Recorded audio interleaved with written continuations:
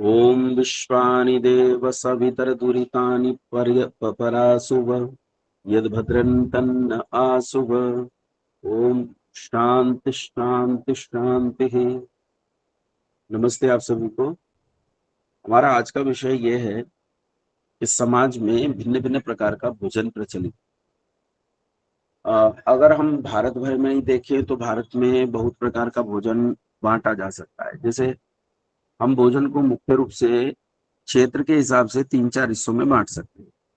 जैसे उत्तर भारत का एक भोजन है, दक्षिण भारत का एक भोजन है। उत्तर और दक्षिण भारत के भोजन के अलावा पूर्वोत्तर का एक भोजन है। तो ये तीन हिस्से तो हमारे यही हो जाते हैं, केवल भारत भर में हो जाते हैं। और अगर मैं अलग अलग प्रदेश के भोजन की बात करूं तो अलग अलग प्रदेश के भोजन को यदि सावधानी से देखेंगे तो उसमें काफी भिन्नता देखने में आती है। जैसे मैं इस समय जब बैठा हूँ तो दिल्ली, उत्तर प्रदेश और हरियाणा एक स्थान है, यहाँ बैठा हूँ। तो यहाँ का ये उत्तर प्रदेश को हम कई हिस्सों में बांट सकते हैं। उत्तर प्रदेश एक बहुत बड़ा प्रदेश है। तो उत्तर प्रदेश में चार हिस्से जो अगर अलग अलग किए जाएं तो उसमें जो पश्चिमांचल जिसे कहा जाता है उसमें मैं बैठा हूँ। अगर तीन ही करूँ मैं इसे तो मध्य उत्तर प्रदेश में भोजन की शैली अलग है और पूर्वी उत्तर प्रदेश में भोजन की शैली अलग है। पश्चिमी उत्तर प्रदेश में भोजन की शैली थोड़ी सी भिन्न है। हरियाणा पश्चिमी उत्तर प्रदेश का भोजन मिलता जुलता है। दिल्ली का भोजन भी इन्हीं से मिलता जुलता भोजन। दिल्ली के आसपास जो राजस्थान लगा हुआ है उसका भोजन भी कुछ कुछ दिल्ली और हरियाणा जैसा ही बन जाता है। आसपास के इलाके मध्य प्रदेश, राजस्थान और अ, बिहार में पश्चिमी बिहार की बात हम करें तो पश्चिमी बिहार, पूर्वी उत्तर प्रदेश। तो पूर्वी उत्तर प्रदेश और पश्चिमी बिहार का भोजन लगभग एक जैसा है। फिर पूर्वी बिहार का भोजन जो है वो उड़ीसा और बंगाल से थोड़ा मिल जाता है। पूर्वोत्तर का भोजन एकदम अलग है, मतलब वहाँ छिपकली और अ, कीट पतंग जो होते हैं वो भी खाए जाते हैं। यहाँ तक के कान खजूरे आदि तल के नमकीनें बनाई जाती हैं। टिड्डे या जो कीट पतंग होते हैं उन्हें तला जाता है, उनसे नमकीन बनाई जाती है। मेंढक, सांप, कुत्ते, बिल्ली सब खाए जाते हैं। दक्षिण भारत में मांस का बहुधा प्रचलन है, लेकिन वो विशिष्ट शैली का है। सब प्रकार का मांस वहाँ नहीं खाया जाता। कुछ मांस को वो खाना पसंद करते हैं, कुछ को निषिद्ध करते हैं। कुछ समूह ऐसे भी दक्षिण भारत में हैं जो नितांत शाका शाक सेवी हैं। वो मांस सेवी नहीं है, मांसाहार नहीं करते हैं। भारत में अलग अलग प्रदेशों में ये भिन्नता देखी जाती है। दक्षिण भारत के 6 राज्यों में भी भोजन अलग अलग प्रकार से ही खाया जाता है। तमिलनाडु, आंध्र प्रदेश, केरल, कर्नाटक, तेलंगाना, सब राज्यों में भोजन की शैली अलग अलग प्रकार की है। पूर्वोत्तर के राज्यों में भी जहां हम उन्हें एक ही तरह से देखते हैं, वहां यदि उनके भीतर जाते हैं तो अलग अलग राज्यों में अलग अलग प्रकार का भोजन देखने में आता है। और उत्तर प्रदेश मैंने बता दिया, एक ही प्रदेश में तीन स्थान बांटने पर अलग अलग प्रकार का भोजन देखने में आता है। अगर भारत के बाहर निकलेंगे तो आपको पता है दुनिया भर में जो ये होटल होते हैं उन होटल में कॉन्टिनेंटल भोजन, यूरोपियन भोजन और भिन्न भिन्न प्रकार की शैलियां हैं कि अमेरिका में भोजन कैसे करते हैं, ऑस्ट्रेलिया में कैसे करते हैं, यूरोप में कैसे करते हैं। यूरोप में भी फिर भिन्नताएं हो सकती हैं कि जर्मनी में, रशिया में या इंग्लैंड और फ्रांस में क्या अंतर है। तो ये एक भोजन की विविधता आ जाती है। इस सारे भोजन की विविधता में कई अंतर हैं, लेकिन उन अंतरों में पहले प्रमुख अंतर पर बात करेंगे और बाद में दूसरे अंतरों पर बात करेंगे। प्रमुख अंतर यह है कि अ, लोग भोजन को शाकाहार और मांसाहार में बांटकर देखते हैं कि शाकाहारी और मांसाहारी। तो अभी पहले इस पर चर्चा कर लेते हैं, फिर भिन्न प्रकार के भोजन पर भी चर्चा करेंगे। इस बार हम भक्षा भक्ष के विषय को थोड़ा और बढ़ाकर चर्चा करेंगे उस पर। लेकिन आइए थोड़ा बहुत इस पर चर्चा करेंगे, आज के खान पान हमारे जीवन के लिए कितना महत्वपूर्ण है और वो किस प्रकार का खान पान महत्वपूर्ण। तो आज हमारा अधिकांश पूर्व पक्ष रहेगा। तो इस पूर्व पक्ष पर मेरा आपसे प्रश्न है कि आपको क्या लगता है कि शाकाहार उत्तम है या मांसाहार? केवल नए लोग ही प्रश्न के उत्तर में शामिल होंगे, पुराने लोग इस प्रश्न के उत्तर पर धैर्य बनाए रखेंगे। केवल नए लोगों से मेरा आग्रह है कि शाकाहार और मांसाहार इन दोनों शैलियों के भोजन में आपको क्या लगता है कि कौन सा भोजन जो है वो उचित है? इसमें किसी रूढ़िवादी या दकियानूसी स्थिति को मन में रख के उत्तर नहीं देना है। कई बार क्या होता है कि हम सोचते हैं नहीं हम बहुत सात्विक लोग हैं इसलिए हम शाकाहार का ही पक्ष लेंगे। तो मेरा आपसे ये भी आग्रह रहेगा कि इसमें तथ्यात्मक स्तर पर ही हम लोग बात करेंगे। आइए दीपेश कुमार मेहता जी, मैं विरोध करूंगा तो नाराज नहीं होंगे। मेरा मकसद केवल दूसरी ओर के विचार आपको बताना है। हो सकता है मैं आप ही की विचार से सहमत हूँ। सौरभ कुमार झा जी। नमस्ते सौरभ आचार्य जी। जी, नमस्ते सौरभ। अ, जी आचार्य जी, मेरे हिसाब से तो जिसको जो मर्जी करे वही खाना चाहिए। आ, इसमें इसके पीछे आपका कारण क्या है कि जिसको जो अच्छा लगे वो खाना चाहिए? जैसे मान लीजिए किसी दिन आप मुझे मिल गए और आप अच्छे लगे तो क्या खा जाऊं? नहीं, वो तो नहीं है, लेकिन हम किसी को खाने पर रोक कैसे लगा सकते हैं? हाँ, दूसरे या की वो प्लेट, मत दूसरे की, और हाँ, प्रधानमंत्री ने भी कहा एक दिन, नरेंद्र मोदी ने भी कहा था बहुत पहले अपनी पहली योजना में कि हमें किसी दूसरे की प्लेट में झांकने का क्या अधिकार है कि वो क्या खा रहा है ना? हाँ, वही। हाँ, जी, जी। हम्म। और अगर ऐसे झांकते फिरेंगे तो किसी को भी किसी का भोजन पसंद नहीं आएगा। और जब जी किसी को आचार्य किसी का भोजन पसंद नहीं आएगा तो ऐसे में खामखा के विवाद पैदा होंगे, ये भी बात सही है। जी। अर्जुन लोधी जी हैं। जी, अब बोलिए। आचार्य जी नमस्ते। नमस्ते। आचार्य जी हमको ज़्यादातर अपने शरीर को स्वस्थ रखने के लिए सभी चीज़ों पर थोड़ा थोड़ा सभी चीज़ ग्रहण करनी चाहिए थोड़ी थोड़ी। तो मानो मांसाहार से अलग शाकाहार में सभी चीज़ यूज करनी चाहिए थोड़ी थोड़ी। क्यों? मांसाहार में क्या समस्या है? खट्टी भी, मीठी भी, कड़वी भी, ताकि हाँ, हम निरोग रह सकें। ठीक है, मिष्टम तिक्तम लवणम सब हो सकता है, लेकिन मैं ये कह रहा हूँ कि मांसाहार में क्या समस्या है? मांसाहार जहाँ पे अगर मानो हमारे एरिया में सब चीज़ उपलब्ध है, साग सब्जी, हम्म। तो हमें नहीं करनी चाहिए। लेकिन और भारतवर्ष जहाँ पे कोई में, परिस्थिति ऐसी है कि वहाँ पे साग सब्जी है ही नहीं, तो वो उन लोगों की मजबूरी है। अच्छा वो खा सकते हैं। अच्छा, हाँ, पर मैं उनकी ये कह रहा मजबूरी। हूँ जैसे भारत में भी विटामिन बी कॉम्प्लेक्स की जो है बहुत कमी है, विटामिन डी की कमी है, विटामिन बी कॉम्प्लेक्स की कमी है। ऐसे में अंडा और कई तरह के मांस जो हैं वो इसका जी, बहुत अच्छा स्रोत है और सरल भी है, सहज भी है। तो उस मांस को तो खाया जा सकता है, उसमें क्या समस्या है? नहीं सर, पनीर में। उसके लिए मानो भारत में हमारे पास सब राज्य में भेजने के लिए ऐसे प्रोडक्ट उपलब्ध हैं, जैसे मानो चना है, दूध है, हर चीज़ की हर प्रदेश में सप्लाई हो सकती है। हम्म। चलिए, दाल जो वगैरह भी, है। मतलब आपको लगता है कि शाकाहार ही उचित है, वो कुछ भी करके खाएं शाकाहार खाना चाहिए, और मांसाहार की आवश्यकता कम से कम भारतीयों को नहीं है। हाँ, इमरजेंसी में दिख रहा कि कुछ है ही नहीं खाने के लिए, तब तो की फिर बात है। इमरजेंसी में तो कुत्ता खा जाए, बिल्ली खा जाए, ठीक है। वैभव माहेश्वरी जी। नमस्ते आचार्य जी। नमस्ते। आचार्य जी, उचित तो शाकाहारी है। क्यों? हम्म, क्योंकि उसमें हिंसा नहीं है। नहीं, ये तो कि आपका पूरा वर्ग जो है वो शाक खाता है तो ये मानसिकता बन गई है। हम्म। माहेश्वरियों में प्रायः जो मैंने देखा है उनके परिवारों में मैं जाता हूँ, तो जी माहेश्वरी प्रायः सात्विक भोजन लेते हैं। तो जी शायद जी। इसलिए आपका एक माइंडसेट तैयार हो गया है और आप मांसाहार के जो लाभ हैं उनकी ओर देख नहीं पा रहे हो। मांसाहार हम्म। सरल प्रोटीन है और सरल प्रोटीन को सुपाच्य प्रोटीन है। आप जैसे मांसाहार से प्रोटीन लेते हैं वैसे शाक से नहीं ले सकते, शाक एक जटिल प्रोटीन है। जब शाक को आप लेते हैं तो शरीर को उसे पचाने में बहुत परिश्रम करना पड़ता है। ऐसे में अगर हमें सरलता से मांस और अंडे से मिल ही रहा है प्रोटीन, तो क्या समस्या है?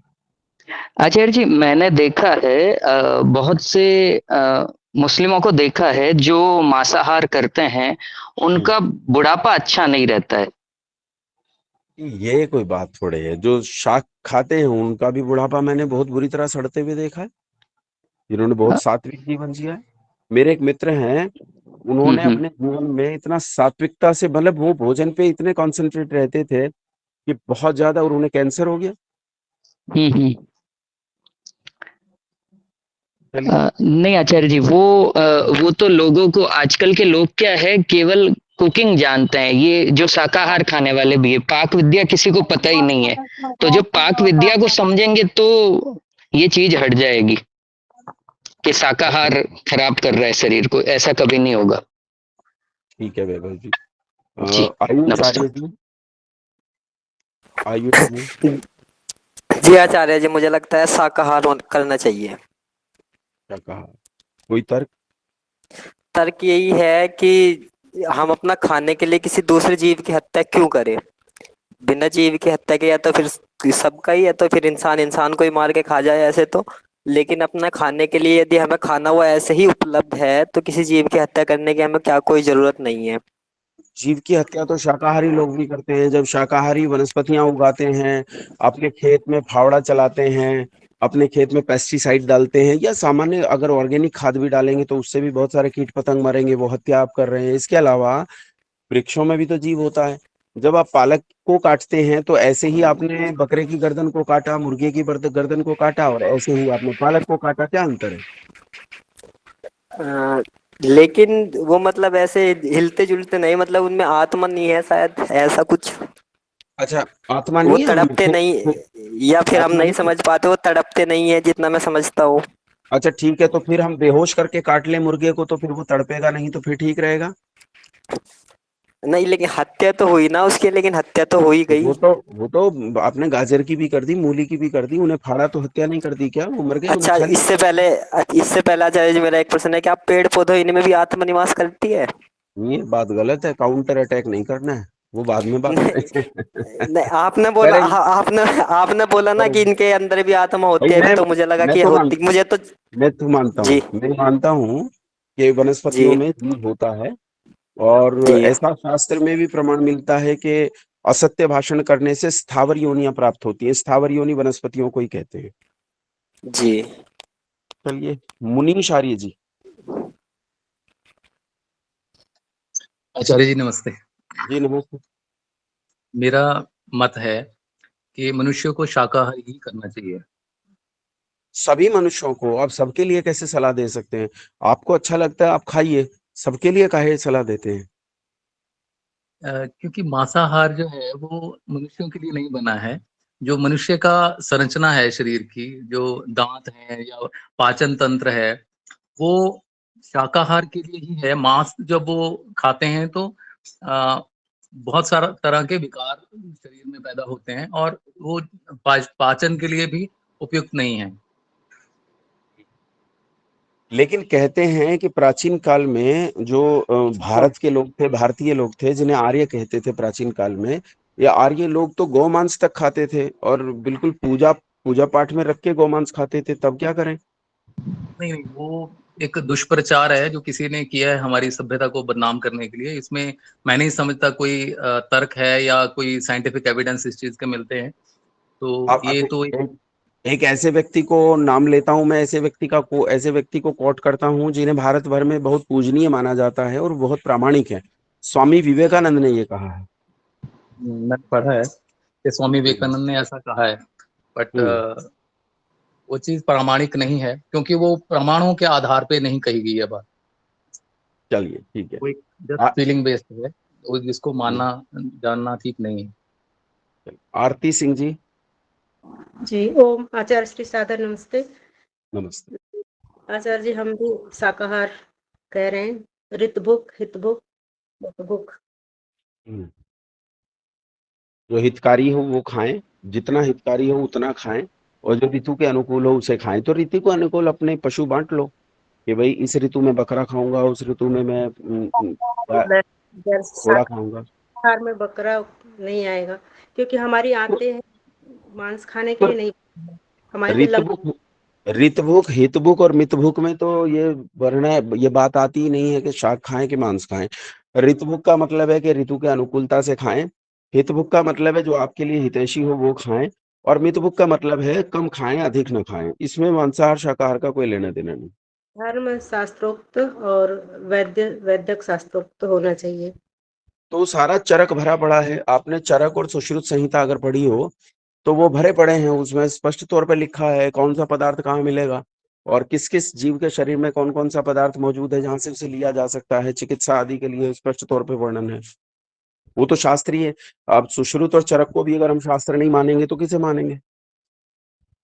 जी आचार्य जी, ज्यादा नहीं पता है, लेकिन चलिए। शाकाहार खाना चाहिए मनुष्य को। शाकाहार के लिए जो भोजन बना है, जैसे शेर है, कुत्ते हैं, उनके लिए मांसाहार बना है, पर मनुष्य के लिए शाकाहार, क्योंकि हमारी आंतें लंबी होती है तो हम पचा सकते हैं। और अन्न पक्वाहार, पक्वाहार बढ़िया। लाभदायक, कच्ची चीजें लाभदायक नहीं है उतनी। दो जैसे बातें आप, हाँ, दो तथ्य अब क्या आए जो जिन्हें मैं नहीं काट पा रहा हूँ। एक ये कि आंत लंबी है, दूसरा ये कि पकवा अन्न खाना चाहिए, पका हुआ अन्न खाना चाहिए। चलिए, सुनीता मोहंती जी। नमस्ते गुरु जी। नमस्ते सुनीता जी। शाकाहारी है ठीक है खाद्य खाने से। शाकाहारी है ठीक है खाद्य खाने से। अच्छा, शाह की ठीक है, ठीक है हम्म, सुनीता जी। कनकलता बहन, कनकलता बहन, नमस्ते आचार्य जी। नमस्ते। जी सर, मुझे ऐसा लगता है कि शाकाहार ही अच्छा है हमारे लिए।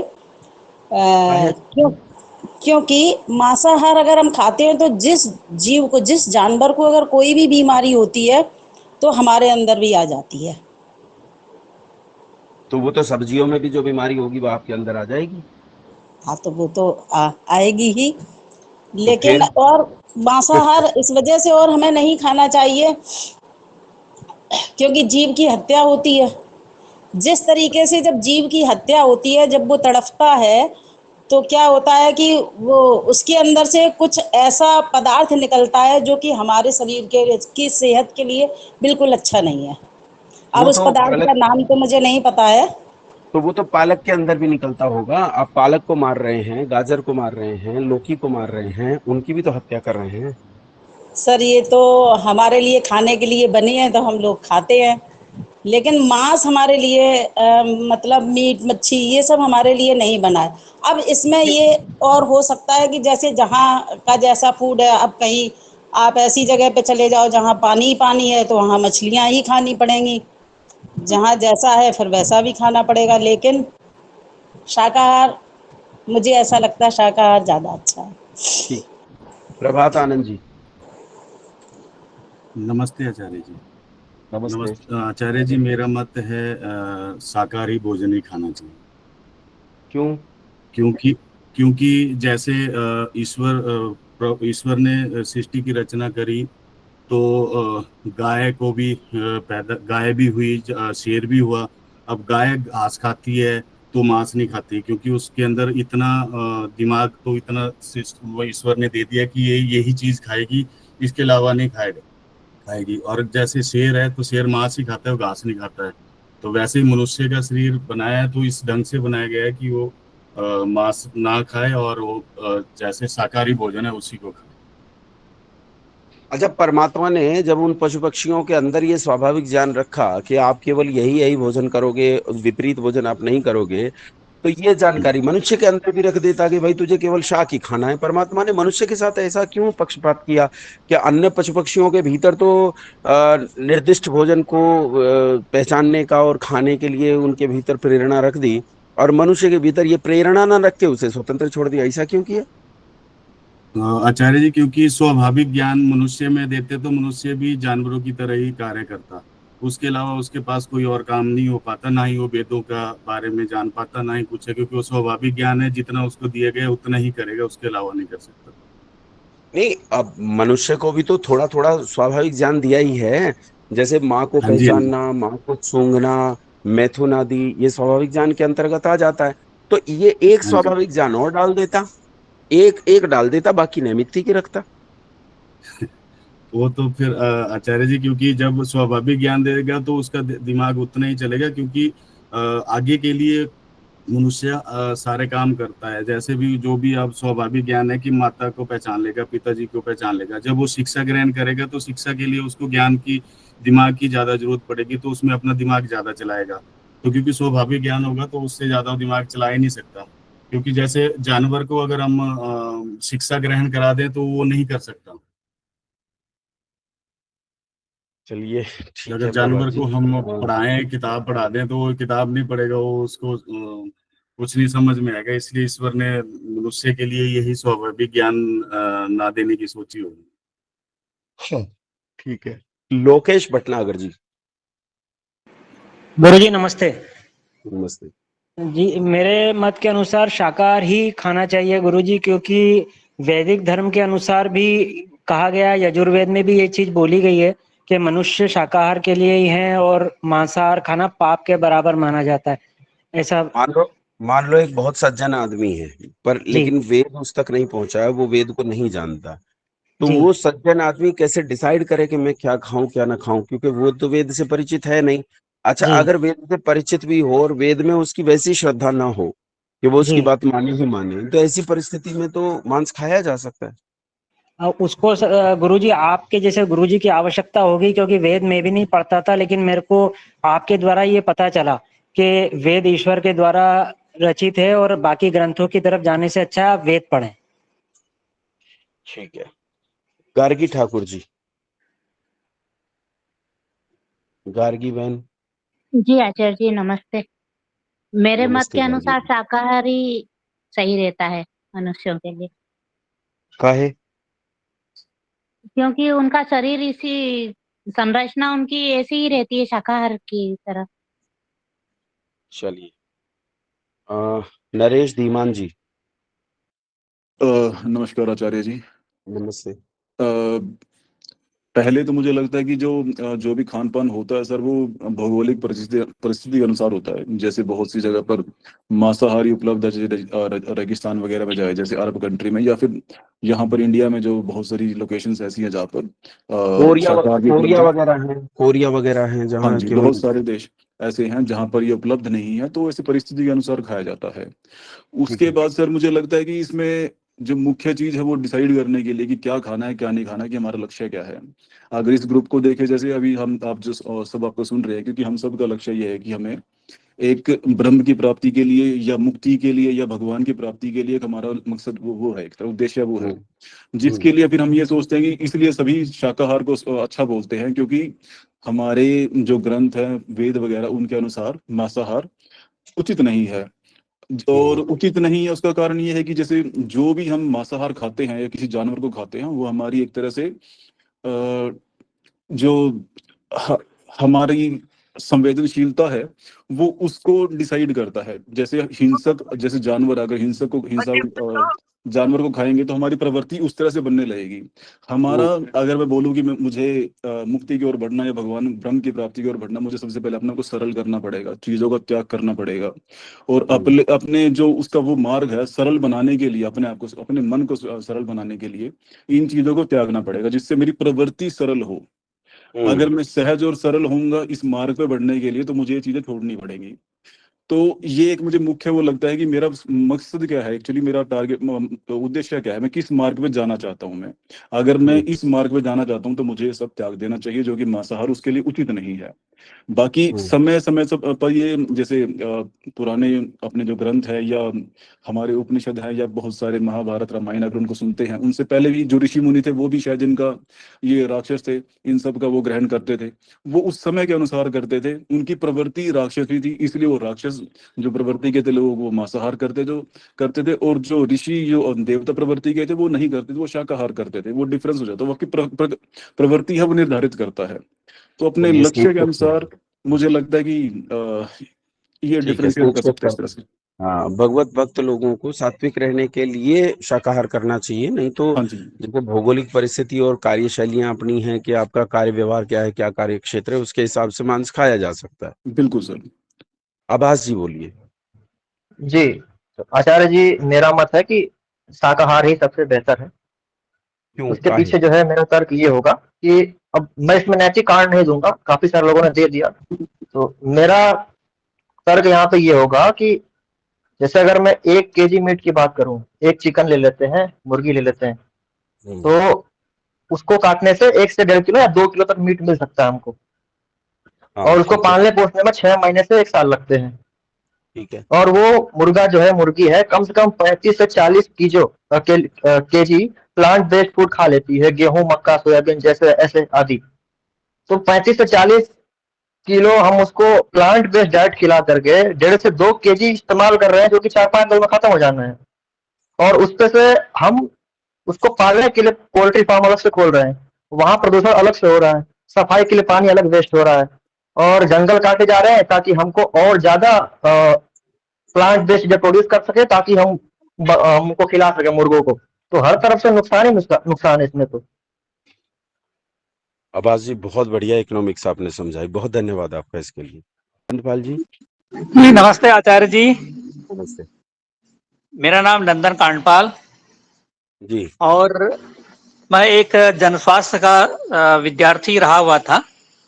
तो जनस्वास्थ्य के हिसाब से मात्र शाकाहार ही मनुष्यों के लिए सर्वश्रेष्ठ है, क्योंकि हमारी जो पाचन तंत्र का निर्माण है वो सिर्फ सात्विक और शाकाहार चीजों को पचाने के लिए है।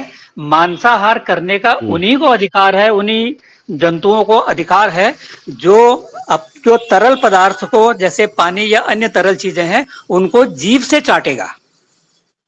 मनुष्य क्योंकि घूंट मार के पीता है, पशु अधिकतर गाय हैं, भैंस हैं, ये घूंट मार के पीते हैं, अतः वो मांसाहार नहीं करते।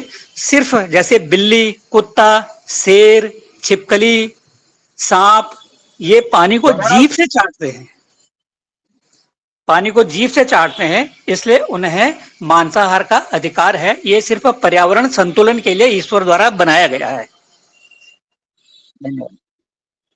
ठीक है, ठीक है, ठीक। धन्यवाद आपका भी, आपने भी अच्छी जानकारी दी। संदीप राठी जी। आचार्य जी नमस्कार। आचार्य जी, मेरा भी मत है कि हमारे जैसे शास्त्रों में, गीता जी में भी वर्णन है और सभी ग्रंथों में वर्णन है, मनुष्य के लिए शाकाहारी सर्वोत्तम बताया गया है। यदि हम मांसाहार का यदि हम प्रयोग करते हैं तो उसका परिणाम बहुत दुखदायी है। उसके फलस्वरूप हमें दुख, भय, पीड़ा, बहुत से जानवरों को काटने से जो भी उनके अंदर वेदनाएं, संवेदनाएं, वो सब हमें भोजन के स्वरूप में ग्रहण होती है, जिसकी वजह से हम इस जन्म को और अनंत जन्म तक, और हम सब बुद्धि को पाने के लिए प्रेरणा कर रहे हैं। यदि बुद्धि ही हमारी दूषित हो जाती है तो हमारे जीवन का तो सारा लक्ष्य और जीवन के अनंत यात्रा है पूरी दूषित हो जाएगी। ये तो आदमी के अपने ऊपर निर्भर है कि मनुष्य क्या खाना चाहता है। अगर इतना कुछ जानने के बाद भी, साइंटिफिक स्टडी वगैरह के देखने के बाद भी, ठीक है, अगर फिर भी मनुष्य नहीं समझ पा रहा तो वो तो उसकी अपनी बुद्धि है, अन्यथा सारे शास्त्र प्रमाण तो यही कहते हैं शाकाहार सर्वोत्तम है।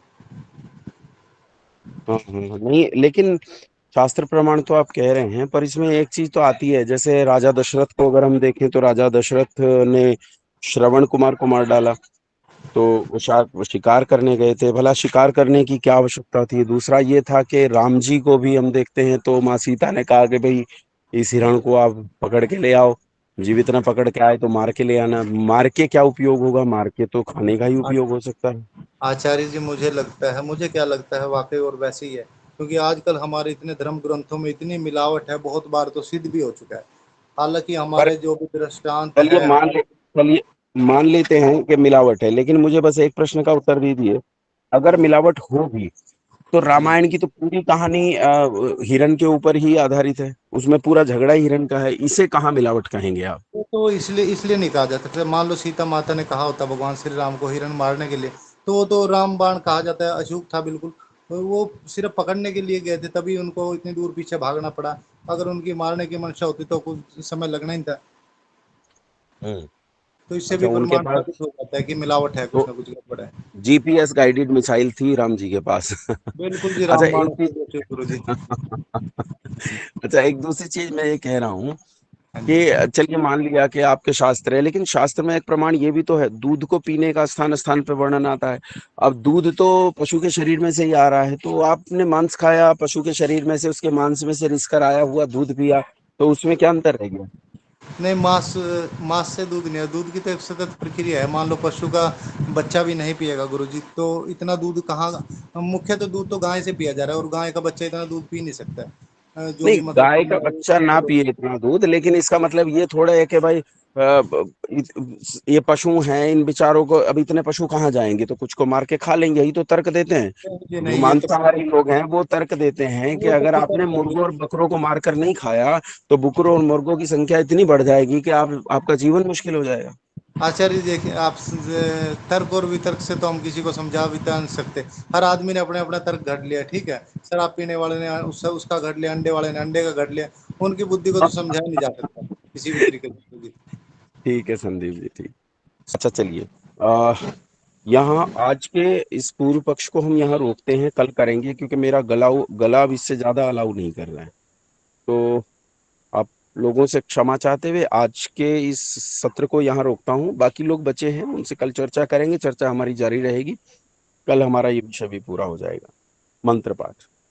ओम विश्वानि देव सवितर दुरितानि परासुव यद